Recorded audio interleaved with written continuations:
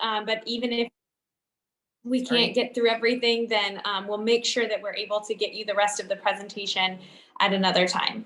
So I'm going to go ahead and get started and sharing my screen. And one more thing is that I just looked at the PowerPoint and for some reason the font's changed. So it looks not as cute as I like it to look, but you can still read everything. So here we go. Let's see.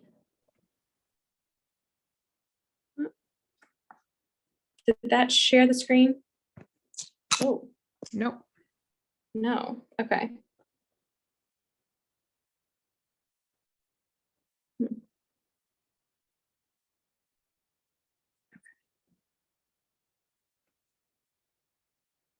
Did that share? Yes, it did. Great. Okay. Awesome. Okay. So welcome to our Reading Above the Fray book club. We're going to, as I said, dive in. And the first thing that I want to start with is just a little bit about who am I. So thank you so much, Donna, for the introduction. My name is Dr. Julia Lindsey, and I am so thrilled to be with you tonight and honored that you want to join us and learn about the book and what I have to say about early reading. I began my career in education, actually in college, when I started working with the Children's Defense Fund Freedom Schools, which is a program in the summers primarily that supports children in learning to love reading, learning about reading, reading comprehension, and a lot about culturally responsive education and the civil rights movement, etc. And I fell in love with working with young children and teaching them to enjoy the experience of reading. But even after my first summer, I had some questions about the age group I worked with, which was the kindergarten through second graders, and why we were giving them all of this access to great books without giving them the access to being able to read. And so I came to my program director and I said, I really want to have a phonics program that I add to the program next year. And so I created a phonics program for that summer program. It's about 6 weeks long that I had honestly no business creating. I did not know what I was doing. And it is definitely not a program that should ever be used again, but I tried and I had a lot of gumption about attempting this, like so many of us do. And I was not an education major, I was a psychology major. So I found the resources I could and I tried something out.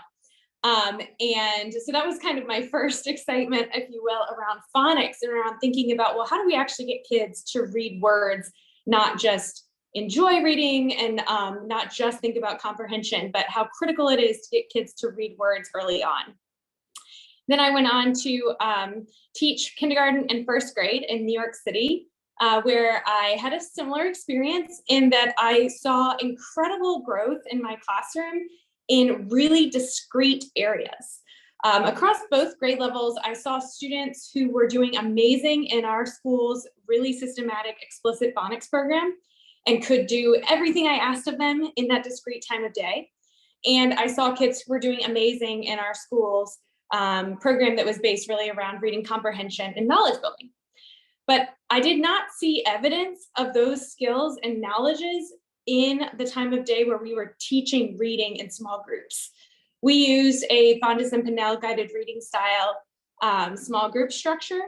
And I was always kind of bemused or confused. I'm not sure what the right word is for this, but I didn't really know what to make of it, that I had so many students who could not demonstrate the knowledge that I thought that they had in phonics or in read aloud in small group reading. And often when I tried to get them to use the knowledge, particularly from phonics, I would kind of have to stop and say, oh, wait, actually, you don't know how to read that word yet. Let me just tell you the word. Let's just move on. Don't worry about that, or something to that nature. And I didn't necessarily have the tools to tell students what to do with unknown words. I didn't have the right materials in front of students. I didn't really know what was going on. So fast forward into grad school, I got into a PhD program at the University of Michigan, specifically around reading and literacy. And I was pretty shocked in the first month to learn how much I didn't know about reading. And to the point where I was in a position in my career where I did not know the term phonemic awareness, for example. And then to arrive at graduate school and be surrounded by research on how critical this is for young children's word reading, to learn new terminology daily that I thought, how did I not know this? It was pretty jarring, and it was humbling for sure. And, you know, I made a lot of difficult phone calls to parents of students that I had to check in and see if they were still doing things in their reading lives that I thought were weird, but I didn't have a fix for. And now I finally said, okay, I know what to tell you to try and make sure that your child is not living with this confusion for the rest of their reading life. So I was feeling a lot of things, as many of us do, when we find out that there's so much about reading that we didn't know. And then I was really even more shocked to realize that it was not a me problem. I was not the only person who was experiencing this or the only teacher who was experiencing this. Indeed, there were full districts full of teachers who were experiencing this exact thing. So simultaneously to my experience of learning so much more about how we teach reading, my advisor and I were approached by a really large urban district that said, basically could have said the same sentences that I did coming out of teaching. They said, we have this weird thing where kids are doing great in phonics, but it's not showing any improvement in their independent reading abilities. And we're not seeing any crossover, and we don't understand. And I said, oh my goodness, a whole district is coming and saying the same thing that I've experienced. So all of that is what led me into being really passionate and excited about foundational skills, about really high quality decodable text, and about making sure that everyone has access to research-based information on all of these topics. Not because it's the only important thing about reading, but because it is an extraordinarily important thing. And if we continue to not get it as best as possible, then we're doing ourselves and our students a disservice. So I really believe that we can all come together and work on teaching foundational reading more efficiently and more effectively to better serve the kids in our classrooms. So that's what I do now, and that's what led to Reading Above the Fray. And I hope that you're excited to dive into this book and learn a little bit about foundational skills from the perspective that I bring and that research brings. And I invite your questions and comments throughout our time together. So in general, in this book club, we're going to be investigating things kind of in order of the chapters. You do not need to keep up with the readings in this way. You don't need to read anything before you come to any given session, but just so that you know what's coming. Tonight is going to be a little different compared to our other sessions. You're going to do a lot of listening as I talk about kind of the big why behind the book, which is really what happens in the first couple of chapters, and then a little bit about an instructional practice that you may have already written off, shared reading, and said, I don't think that's for me. And I want you to, give a chance to open your mind a little bit about how this could still work. And then in the next 3 sessions, we're going to dive deeper into specific practices. So in this next session, we will be really focusing on our alphabet, phonemic awareness, and phonics, and we'll really be talking a lot about instructional practices or tips and tricks that we can add into our classroom to bolster those times of day. In the 3rd session, we'll be talking a lot about decodable texts, and then in the last session, we'll be talking about chunking, multisyllabic word reading, and fluency. So in those, the second grouping of 3 sessions, there will be more time for questions and more time for kind of conversation about the instructional practices. But tonight is going to be a little bit heavier on here's some background rationale so that we're all on the same page. A few quick notes. We are going to have time for questions, as I said, and there is a chat tonight. I will definitely be checking on the chat, but most of that is probably going to happen after our session today. I'll take a review of the chat and then make sure that those questions get answered. You also received a survey that you can go ahead and fill out whenever you feel like it during these 4 sessions, and I will do my best to try to address the questions and thoughts that people add to that survey to make sure that you're getting exactly what you need out of these sessions. Again, you don't have to keep up with us. You're welcome to join no matter what chapters you have or have not read.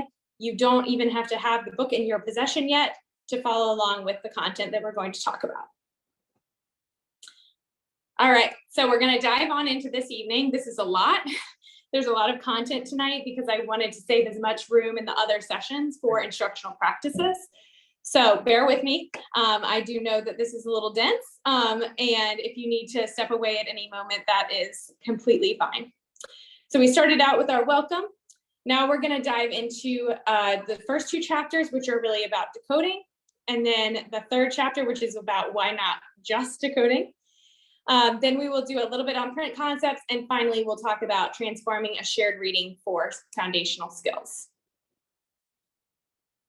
To begin, I always start with this statement. If you've seen me talk before, you've probably seen this exact slide because this is really important to me, is that we all come into this space knowing that foundational reading skills like decoding are a means to an end. We have to do our best to help children achieve proficiency in the most efficient and effective way possible to support success, reading comprehension, and motivation long-term. But we know that these are not enough to create readers, and we know that foundational skills in and of themselves actually are not all that interesting. They're interesting because of what they allow kids to do. They allow children to become readers and writers, and knowing random facts about phonics, while it can be very interesting, is not actually our end goal. Our end goal is to give children the right skills and the right knowledge to apply all of that to reading and writing.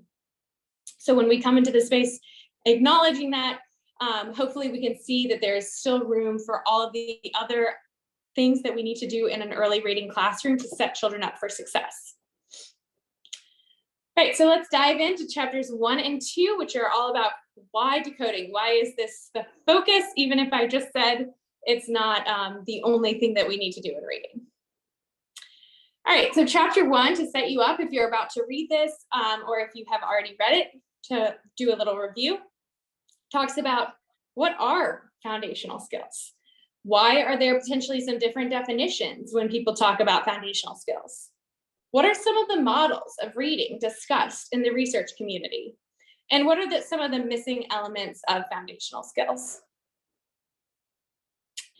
And in chapter 1, we have a lot of words coming at you all over the place, all of these different vocabulary terms that we hear all the time associated with the science of reading or foundational literacy, decoding, etc. We have a plethora of words that come at us as adults that we all need to be sure that we understand. And one of the reasons why we need to be sure to understand those is because sometimes people talk about foundational skills and they really mean different things. When I talk about foundational skills, again, going back to what some of the ways that researchers talk about foundational skills, is thinking about skills that help us do certain things in texts, skills that help us navigate text. So knowing that we open a book and we don't just flip to a random page, skills that help us hear sounds, like all of the skills of phonological and phonemic awareness, skills that help us map a sound to a spelling, and skills that help us apply all of those other skills to actual reading and writing. So naturally, those include things like oral language, print concepts, phonological awareness, alphabet knowledge, and sound spelling knowledge. And those are things that we often talk about when we're thinking about foundational skills. Indeed, sometimes people, when they say foundational skills, what they really mean is just phonemic awareness and sound spelling relationships, and maybe the act of decoding and encoding. And sometimes people who talk about foundational skills include a lot of other stuff. So we know that sometimes foundational skills might include things beyond these, like decoding and encoding, or morphological awareness, or fluency. I like to think about foundational skills as the skills that are necessary to provide children the best chance at becoming successful readers. And those are skills that they need at the very beginning of their reading journey. And so thinking about what are the skills that are in our classrooms that are supporting that very earliest reading journey in both a wide lens and sometimes a very specific one if we're talking about a really specific outcome. So before we move on, thinking about, okay, so there's all these words that come up all the time. Can you define all of the words associated with foundational skills? And these are obviously just a sampling. But you don't need to answer in the chat with a definition, but just think about, do you know what the definition of all of these is? If you want to say yes or no and throw it in the chat, you are more than welcome. If you want to ask what one is, please do, but your turn to participate. And can you define all of these words and more? No shame if it's a no. Oh, I love that one, Starlight. Yes, finally. I don't know RAN. RAN meaning rapid automatic naming. That is a executive functioning skill that is really about automaticity, in not just in letters, but in a plethora of things. Love this. So many yeses. Awesome. Neat. I love seeing all of that. That's so awesome that we all can define so many of these words. Sometimes, though, these words actually come with different definitions, which can be very confusing. And sometimes that might be because there is truly a debate among researchers or scholars or other educators about what a particular word really means to mean. And sometimes it's because there are folks that don't know what it is, and then they share an incorrect definition, not by any malice, but sometimes that just happens in life. So it is really important that we have some shared definitions of things. So for example, in the past, not so much right this second, but definitely even in the past couple of years, a lot of times when we as educators were talking about fluency, what we were really talking about was speed reading or automaticity in reading. But that's not all fluency is. And if we didn't have a shared definition from research that we could look at and say, actually, fluency is automaticity, accuracy, and prosody, then we wouldn't all be able to come together and say, oh, yes, okay, there's actually this whole other part of fluency, prosody, that is extremely related to comprehension and long-term reading outcomes that we have to pay attention to as well. It's not just about reading fast. Another example is phonological awareness is not just phonemic awareness. Sometimes those terms get really interchanged because they are very similar. But as many of you already know, phonological awareness is our umbrella term for dealing with sounds at any level. So all the way from words to the phoneme. And then phonemic awareness is an aspect of phonological awareness that is the most critical for us to give kids access to, because it's the most predictive of reading and because it's the most useful part of phonological awareness. And that's another one that has had a lot of confusion in definitions over the years. In fact, 5 or 10 years ago, there was a study of college professors who taught early literacy classes that found that the majority of them could not define phonemic awareness. So think about how far we've come, in that almost everybody in the group today who wanted to respond in the chat says, yes, I can define these terms. That is so exciting and so huge to think about as well. All right, so the next thing that's in the book is some reading models. And these are models that are trying to explain how scholars talk about how reading works. So different prominent scholars at different times in history will say, I have a new idea about what reading is. And they'll put forth a model in a research journal that is normally peer reviewed. So that means that other scholars read it before it's allowed out into the public. And then they say, you know, what do you think? So it's really a place that scholars use as a place of debate and a place of consideration of new ideas. So I included 3 models in the book that have been talked about over the past 40 years that have some prominence. And one of them, the simple view, is from the 80s. The next one, the reading group, is from the year 2001. And then the last one, the active view, is just from last year. So wow, it's 2023. So it was from 2021, 2 years ago now. That's kind of crazy. So when we think about why are these in the book, it's really to give you a little bit of insight into what scholars have been talking about over the past 40 years in terms of how we are trying to understand reading. To me, all of these are very much in conversation with one another. These all models are coming together and they're trying to say, yes, we have incredible neuroscientific research into the brain now. We have eye tracking software. We have many, many, many decades of experimental research on reading, but we still are, as a scholarly community, coming together and saying, what more do we need to know What more could be better understood? Where do we still need to extend our knowledge base? And so for me, these models are really just a way for you to know, get a little peek into the research community and the types of things that people are talking about and wondering about in reading over the past couple of decades. And at the end of the day, they do all really boil down to the simple view.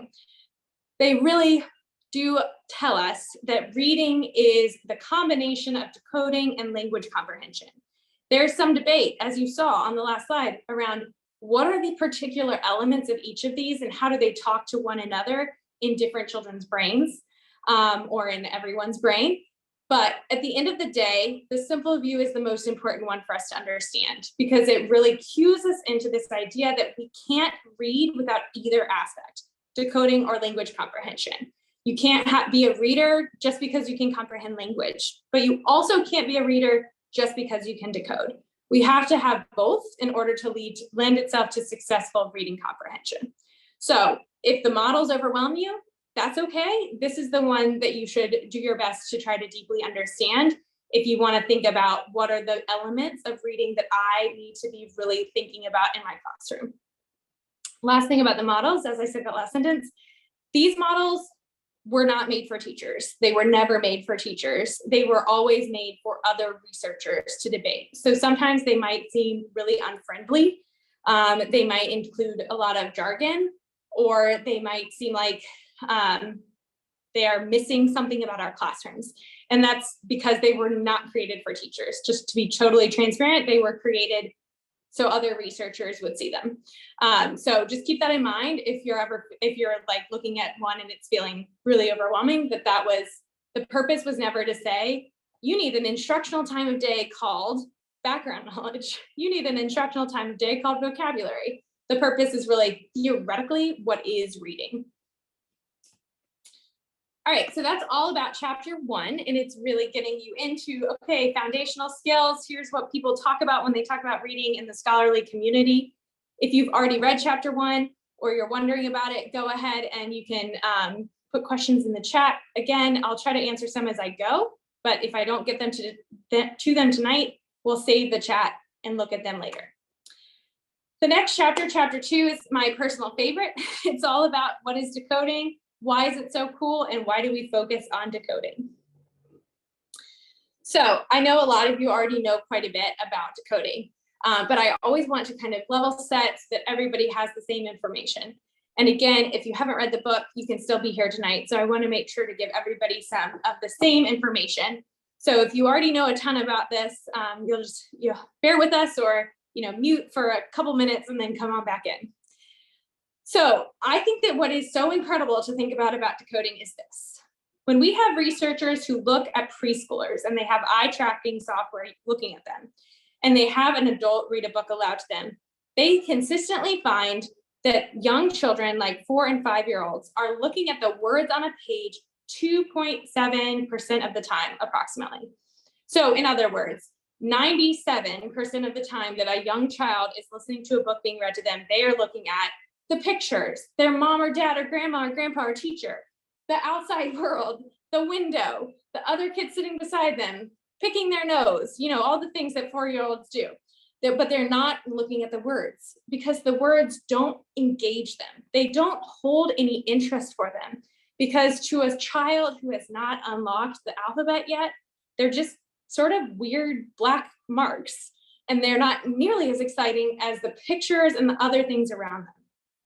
If we juxtapose that with a proficient reader, we see that a proficient reader knows 30 to 70,000 words automatically on sight, which means that they are almost reflexively read. If I put a word in front of you right now that you almost cannot stop yourself from reading that word.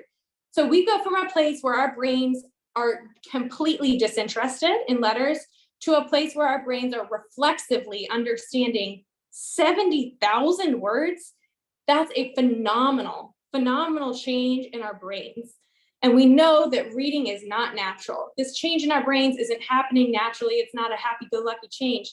This is a hard-won battle to be able to change your brain from, I don't care about words, to look at all the words I can read on sight automatically.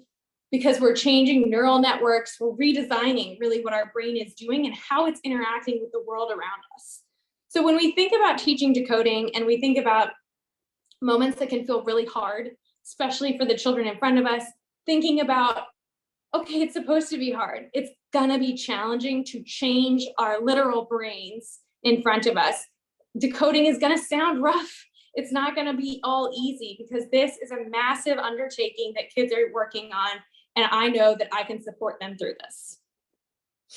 So how do we read these words? How do we go from that child who doesn't care to an automatic word reader? Well, even if we are that automatic word reader, we are reading words primarily by using all of the letters and paying attention to where the letters are positioned in relation to the letters around them and the whole word. We are not memorizing individual words and then somehow memorizing 70,000 words. That's not how it works. We are looking at letters even as adult proficient readers. So when we think about, okay, how do we teach children how to read? We need to think about how do we best approximate adult proficient reading?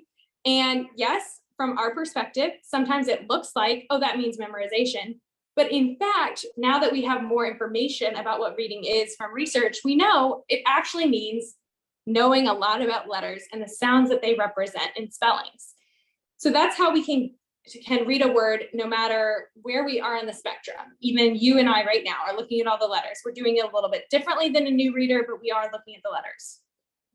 If we don't know a word, and even you and I, and say we're trying to read a brand new word for the first time, what we're going to do is decode it. We're going to look at each individual letter or chunks of letters, and we're going to try to approximate, okay, what would that sound be? What would that word be? What word is that?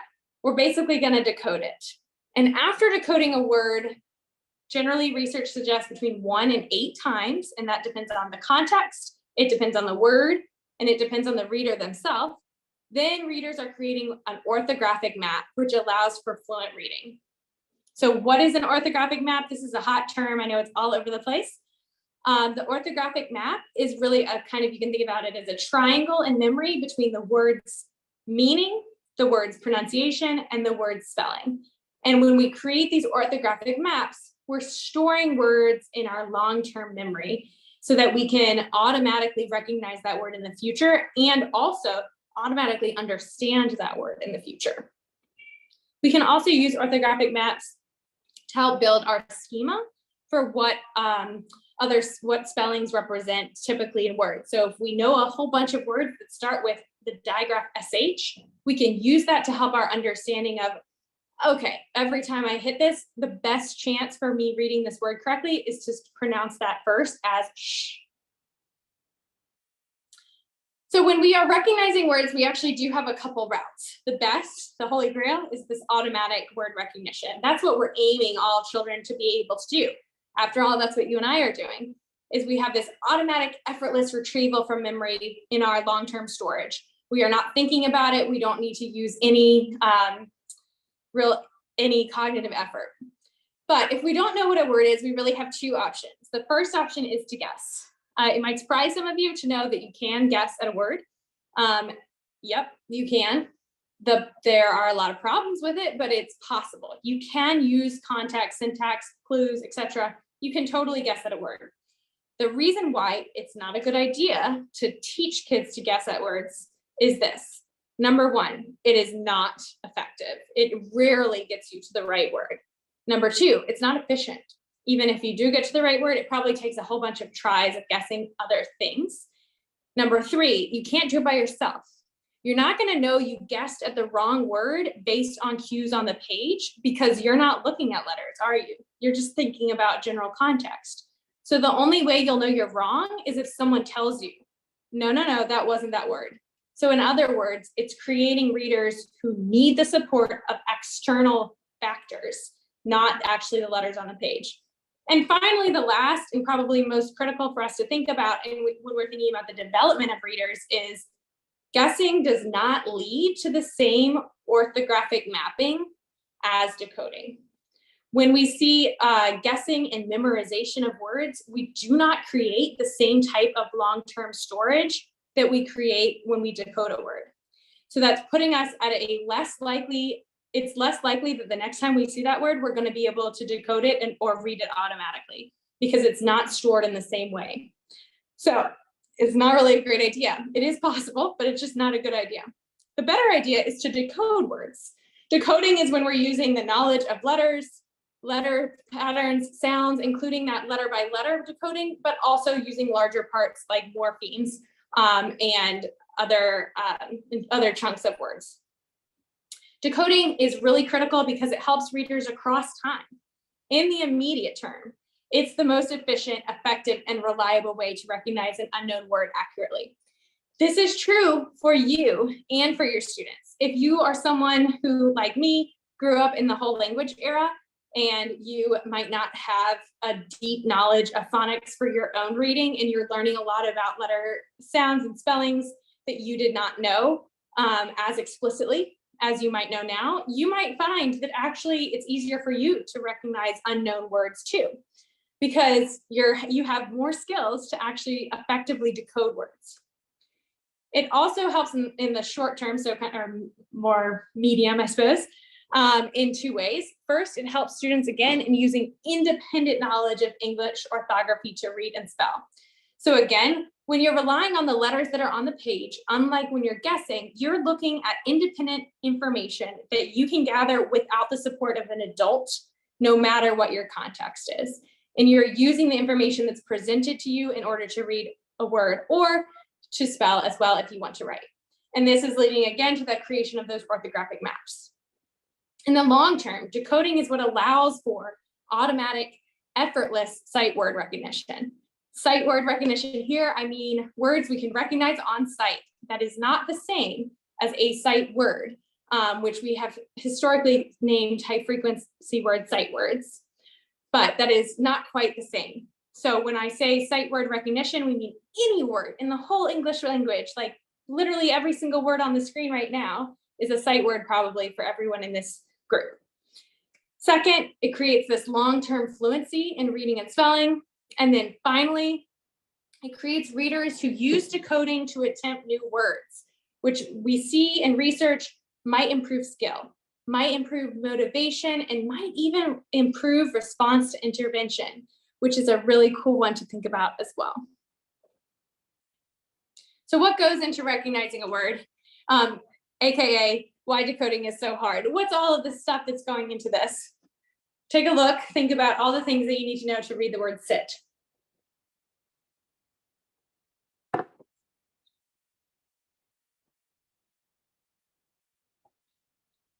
All right, so just to recognize an easy three-letter CVC word like sit, we need to know all of the different sounds that these letters can spell, and we need to be able to recognize either to choose this most frequent sound, or maybe we don't know the less common sound, so it's easy for us. We need some phonemic awareness, and we need to know what sit means and how to use it. To read a word that's a little harder, like layover, we might need things like morphemes. So understanding, okay, this is lay, this is over. These are two actual words, but they're also unbound morphemes that are in our word that have specific meanings. We also need to know how to read each of those chunks, lay and over. We need to know what layover means and how to use it. And of course, we need the phonological awareness skill of being able to say lay over, layover. Oh, that's one word. So a lot is going into decoding, even the small words, but also the larger words as well. All right, so your turn. Think about what would students need to recognize these words? What would students need then to understand these words? So you don't have to put this in the chat. You can just think to yourself. You can write it on a little piece of paper, but just thinking about like, what are all of the skills that go into these moments of recognition?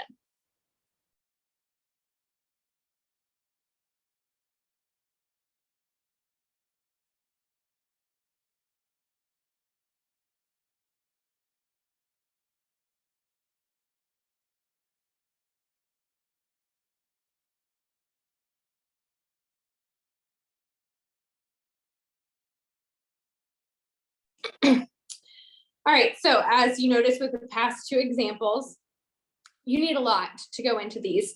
You need to know all of these various sound spelling relationships. You need quite a bit of phonemic awareness.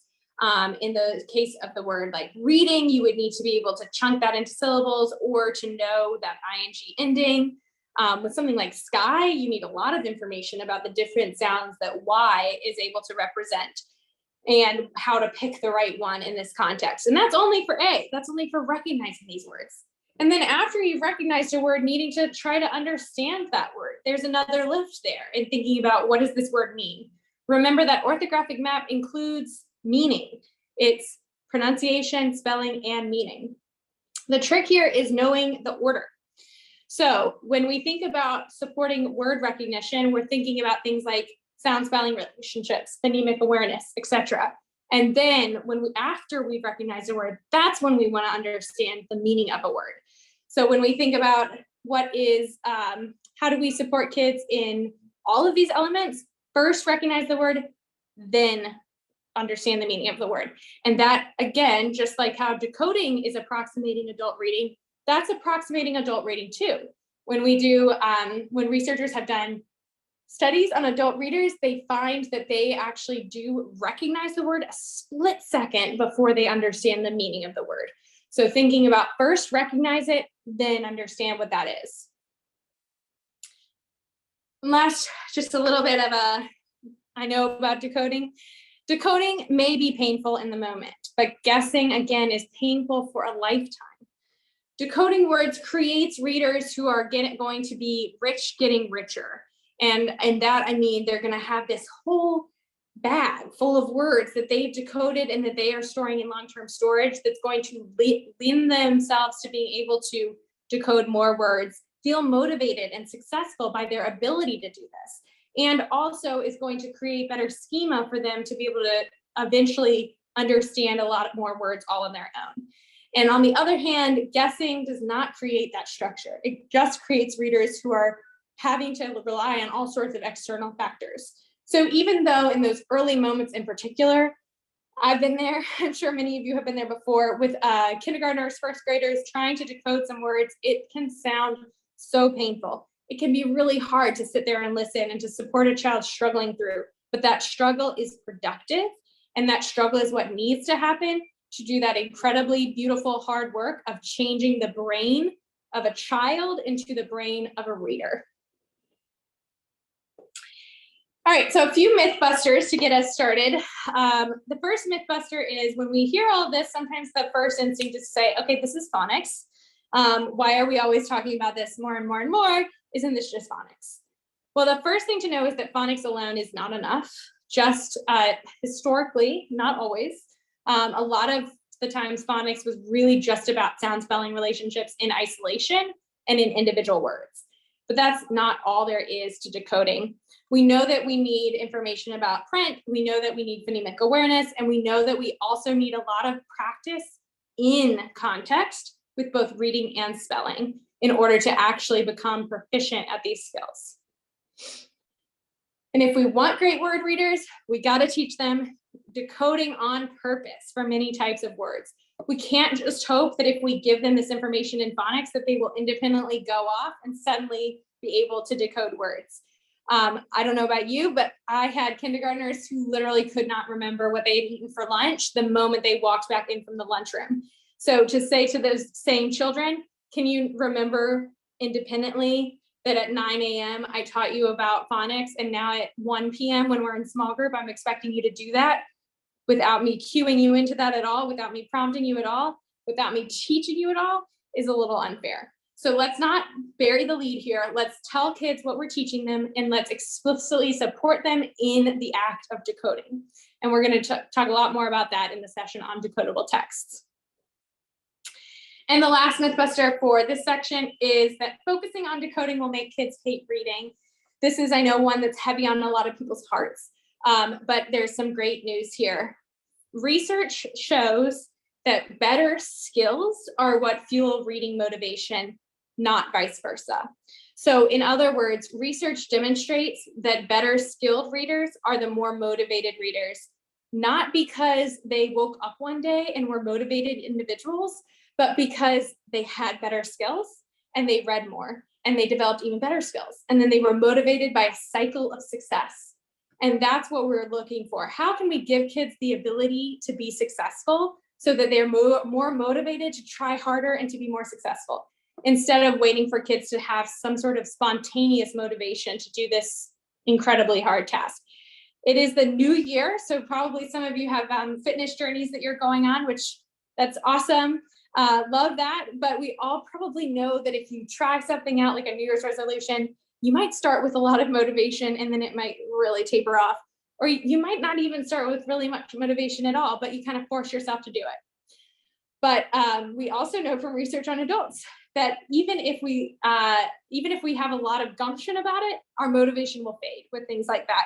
And instead, what will lead us to success is some form of success. So if you say are looking to eat more salads, feeling like you're being successful at eating more salads is what's going to make you eat more salads. And it's the same with reading. Having the ability to decode some words on our own is what lends us to being able to say, you know what, I'll keep trying at this, and then I'll get better at it too. All right, so now we're going to do a little bit of a rush job on chapters 3 and 4.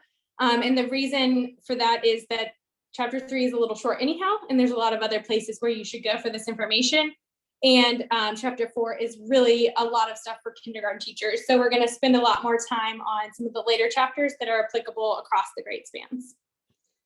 So chapter 3 this is the wrong picture, I apologize. Chapter 3 is all about oral language and why meaning matters. So as we have talked about now ad nauseum, when we are in a book, kids naturally want to look at a picture, they naturally want to guess, and they naturally want to make meaning. That's actually what it means to be a human. This is the most natural part of learning to read, is attempting to make meaning. Are you always going to be correct? No, but that attempt is actually the natural part in our brain around reading, because no matter where we are in the world, humans are trying to make sense of it. But instead, the major goal of word reading instruction has to be instead paying attention to letters. We have to purposely teach and support word recognition, and probably in certain cases even more so, because it's the most unnatural part and because it's the hardest to get children to be able to do. But language and meaning still matter. It's so critical to remember this. For one thing, what predicts reading proficiency? Well, foundational skills, absolutely. Other cognitive skills like rapid automatic naming, which I talked about earlier, visual processing, executive function, all of these things absolutely predict reading proficiency. And also all kinds of oral language skills predict reading proficiency. Listening comprehension, vocabulary, knowledge of specific topics, domain knowledge, etc. Reading is not just decoding. What is listening comprehension? And this would include listening to books aloud. It's really that ability to understand spoken language. It matters because it just does. There's not a lot of point to becoming a great decoder if you can't understand a single word you decode. The whole point of reading and writing is communication of ideas across time and space. So we need to be able to understand what we're reading and writing in order to participate in that exchange of ideas. Some instructional moves that support this, I bet you're doing a lot of these already, if not all of them. Interactive read alouds, increasing kids' knowledge of the world through science and social studies and art and other subjects, and lots of talking in a language-rich classroom. And by talking, I mean the kids should be talking. Now, can you combine this with decoding instruction? Well, probably not. Probably not that easy to do in the early grades. And honestly, probably not where you're going to get the most bang for your buck. You can be a lot more efficient and effective if you focus on these listening comprehension and decoding in slightly separate ways. Vocabulary, yes, a part of listening comprehension. It's the knowledge of words and their meanings. It has an extremely strong relationship with reading comprehension. It also has a relationship with decoding, especially for children who are older.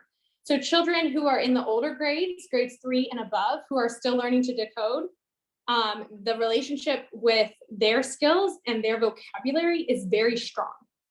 It's also true for children of all ages who are English learners or multilingual. So that's an important thing to keep in mind. Some instructional moves that support vocabulary: explicit instruction, read aloud science exercise again, and fostering word consciousness, so helping kids be aware of words around them. Can you combine this one with decoding instruction? Yes, you can in some small ways. Don't only do vocabulary and word recognition, but particularly think about combining these if you are working with multilingual learners or older students. But again, like I had mentioned earlier, the tip here is to support meaning after successful decoding, so that kids are not thinking that we rely on the meaning of a word to recognize it, because that's not what we do. That's not what adult readers do or proficient readers. We rely on the letters and the spellings, and then we recognize the word, and then we understand the meaning. So one way to think about supporting this across text and across our days is to think about, what are we trying to do? I like to think about instruction that's purpose-driven. If our purpose is to build new knowledge, your best bet is read aloud. Go for that heavy lifting that can happen in a book that's way too challenging for a child to read themselves. If you're trying to help kids decode word, your best bet is decodable text, which again, we'll talk about in the third session. And if it's somewhere in the middle, if you're trying to extend some particular knowledge, you could try a shared reading, which we're gonna get to in just a few minutes. All right, so now I'm gonna keep moving because we are running short on time, but as I'm talking, if you have lingering questions about oral language, throw it in the chat. In the book, I also list a couple of resources for places to go for more information about knowledge building, vocabulary, and oral language development. All right, chapter 4, print concepts. This one, what are print concepts and should I teach them? What are digital and advanced print concepts? So print concepts are the things that allow us to navigate text. What is a book? How do I hold it? For older kids, what's a graphic? How do I read a graphic? Or a digital text? How do I hold a tablet? How do I turn the page in a digital text? And things that support print concepts, it's a wide range. Shared readings, interactive readings, writing, phonics, anything where we're interacting with text and words can support print concepts. This is not a hot topic, but it is important to keep in mind, especially for kindergartner teachers and preschool teachers as well. It's really important for us to keep in mind for a few reasons. The first is that children have different access to text before school. So some children will come in with a lot more information about how to navigate text than others. And just like phonics, where we want to give everyone access to the same information about how words work, we want to give everyone access to the same information about how text works so that everyone is able to succeed. This is really important, especially for children who are multilingual, who have come from languages that maybe have different ways of organizing print. Like if you have come from a context of Chinese, you're going to need a lot of support and an understanding. Oh, the directionality is different. The way we write is different. The characters are different. We also need to think about children who have had limited access to technology and then come into your classroom and are expected to use a tablet. Just because kids are growing up around tech does not mean that these digital natives are actually proficient. So making sure that if we expect them to use it, we give explicit instructions and directions. And then all older children who haven't had systematic instruction graphics features could really benefit from this. We see this a lot on research around state tests and reading, and I'm not telling you to teach to the test, but thinking about the thing that kids fall down the most on in those contexts is that a lot of them do not know how to read or understand graphics. Okay, so we have 10 minutes left. I'm going to get into the instructional move today.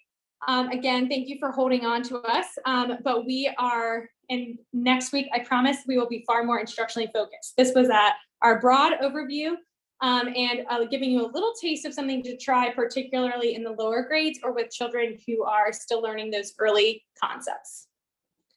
If you have questions, keep throwing them in the chat. All right. Our instructional swap for today is science-backed shared reading.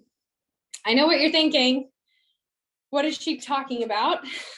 Is shared reading science-based? All right, so go ahead, throw in the chat. How do you feel about shared reading right now? A, I don't know. B, there's no way this is research-based. Or C, I use them for vocabulary or another skill.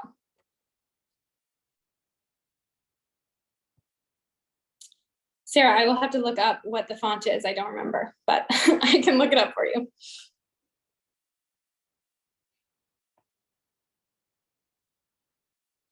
If you don't know what shared reading is, we are going to get into it in a minute, but essentially it's a teacher and a child sharing an experience around a text that is more scaffolded than read aloud and less independent than small group reading. Okay, I'm seeing lots of C's, few A's, maybe 1 or 2 B's. Cool. All right, here we go. Wait, is shared reading aligned with reading research? The short answer is yes. If we're talking about pre-K and kinder or kids who are still developing the skills we would anticipate a kindergartner needing. We have studies from over 3 decades about shared reading and how it can improve oral language, vocabulary, print concepts, phonological awareness, word knowledge, letter knowledge, etc. We also have some recent studies from the past 2 years that I've just been reading in the past few weeks about how a high quality shared reading can support vocabulary for multilingual learners, how a digital text can be used successfully for shared reading, and how science-based shared readings can increase kindergartners' knowledge of science.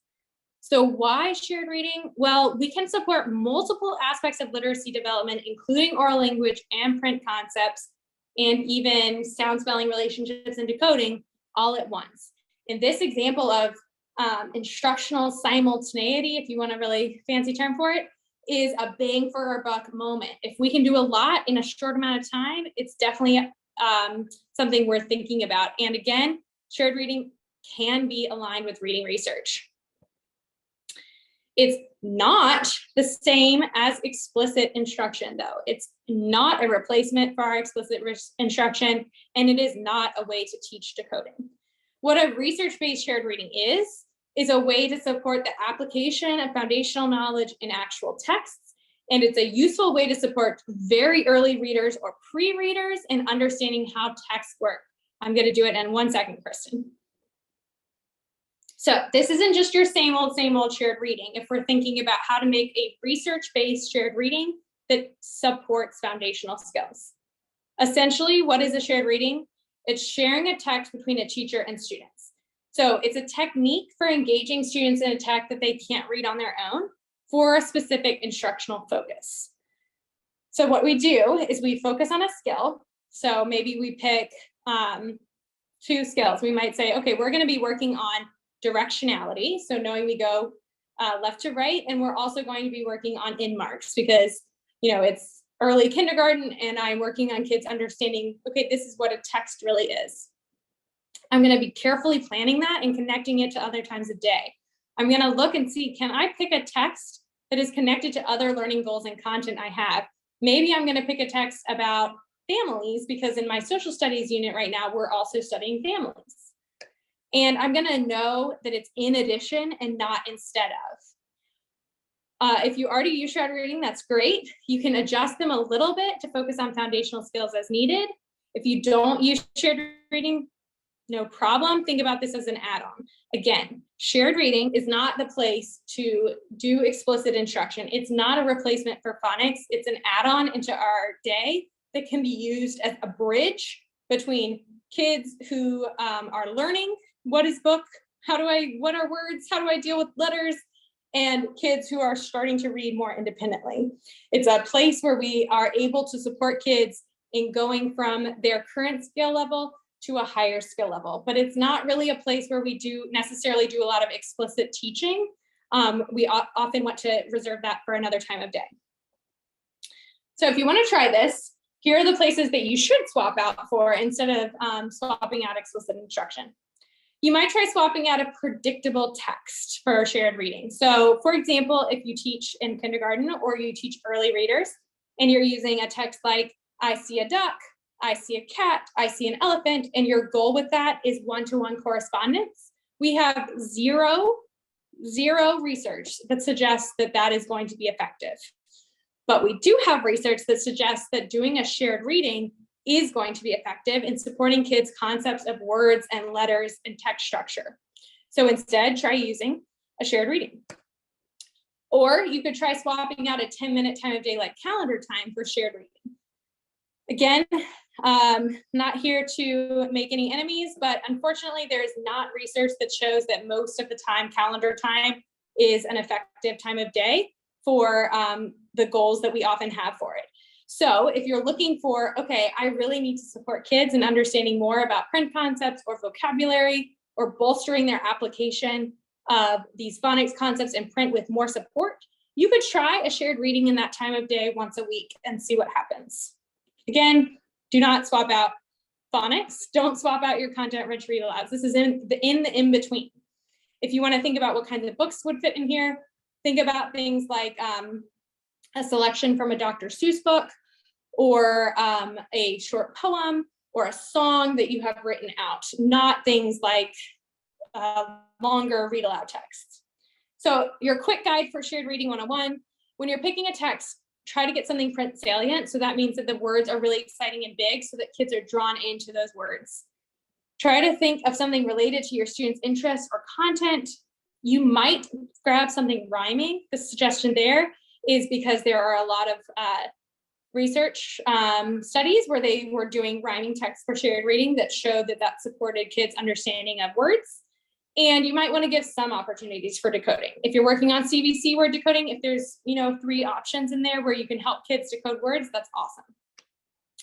Make sure you have an instructional focus. It can be in any area. And then you can do this in whole group, small group. You should always consider multiple readings, because this is a great place to focus on showing fluency and having kids experience adult fluency along with you. In general, the way that we consider structuring this is one read where you read, pointing at every single word, stopping at the end, having kids answer some questions about one of your instructional focuses. A second read where, again, you point at every word and students join you perhaps for the words that all start with the letter D, because you've just learned that. Or they might join you for every end of the sentence, or they might join you for every word that has a capital letter. And then again, you stop, you ask questions about your instructional focus, and then the last read where you invite children to join you with their adult fluency. But you don't break the fluency even if they can't keep up, because the point is that you're having them exposed to that. And that structure is directly from multiple research studies on effective shared reading. And that structure is in the book. So you might be wondering why I didn't get more into this tonight. Again, because I know that not everyone here is teaching in the very earliest grades, and also because this is directly out of the book. So if you are looking for more information on this, I suggest you go straight into the book, and there it is. Right there for you is the plan for the book and for a shared reading. It's on page 59. There's also an extension on 83. If you need support, you can also try Bookworms. The whole curriculum is based around shared readings. It's on Open Up Resources. It's completely free. I think you have to enter your email. And there's also some articles on Reading Rockets about research-based shared readings. All right, it's 8 o'clock, so we're gonna skip the last question. I hope that you're feeling curious to try.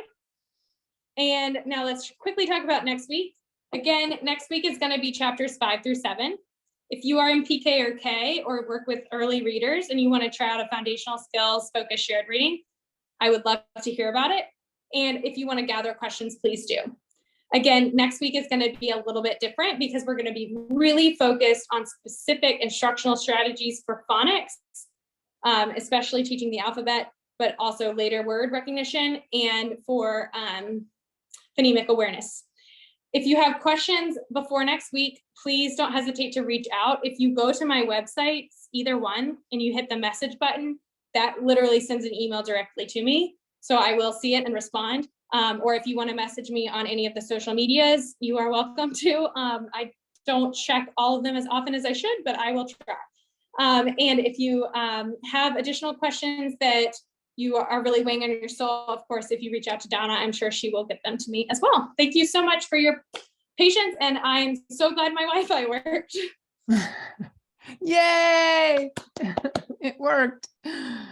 Okay, we had a couple questions, not too many. The first one I remember was, does being fluent mean, oh darn, I have to go back. It was from, here we go, hang on. It was from me, Donna. That's right. Elise, say it. I just want to, I hear so much about fluency. Does that have, if a child is considered to be fluent, must they be reading at a certain speed? Generally, yes. We have like a low end for like what speed we would expect. But it's important, again, to think holistically about this as well. Like, we want children to be able to read individual words and phrases with that scooping that's automatic.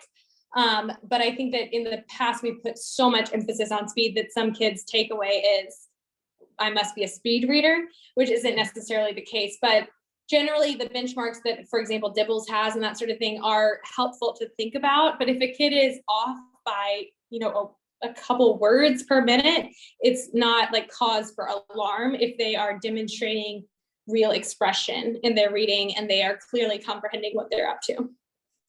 Okay, thank you. Thank you. Okay, Sure. here's one. Do you support shared reading for high frequency word instruction?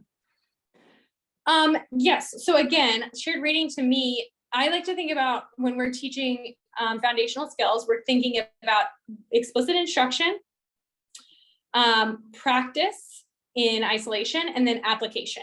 Shared reading is an application mechanism. So if we have taught some high frequency words explicitly by orthographically mapping those with kids, even if they're regular, then shared reading can definitely be a place where we practice and apply our knowledge with kids. And we might say, here, let's identify some words that you know. Let's read these words together. Let's remember what spellings these sounds represent, even though they're kind of weird.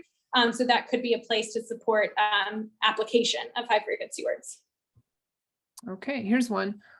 Would whole class poems that link to our science or social studies themes be a good example of shared reading, showing directionality / reading with expression and vocabulary? Yes, so I saw a lot of questions about how to find shared reading texts. And yes, so I mean, I think about, it's obviously easiest to find fictional text. Like, one that comes to mind for me is like No, David, those books where he's doing a lot of misbehaving. And the words are kind of crazy and all over the place. That can be really engaging. You can also create your own. You can write something for yourself. Again, Bookworms has a lot of shared reading, so you might check that out and see if you can find some that fit your individual topics. But again, in general, what you're looking for is, or creating, is something relatively short and something where either you maybe write it on a PowerPoint slide or write it up on a board and make some of the words really exciting so that kids are cued in to pay attention to those. Okay, can you recommend a resource that lists best book suggestions for shared reading? Yeah, I don't think I have one off the top of my head. Again, Bookworms is created by a researcher, vetted by a researcher, vetted by teachers across the country. So that's one option if you want to, again, I think you have to sign up for an account. Reading Rockets has some, and there are a few other places that I will have to think about, and I can send them out later on. Okay, no more questions from what I see. And there is one, do I understand correctly that the presentation will be emailed? Yes, it will be emailed to you in the next day or two. Okay, well, I think it was a successful night. We didn't have to. Yes, thank you all so much. I really appreciate it. It was wonderful. Thanks, Julia. Good information. Thank you. All right, see you next week. Bye. Bye-bye.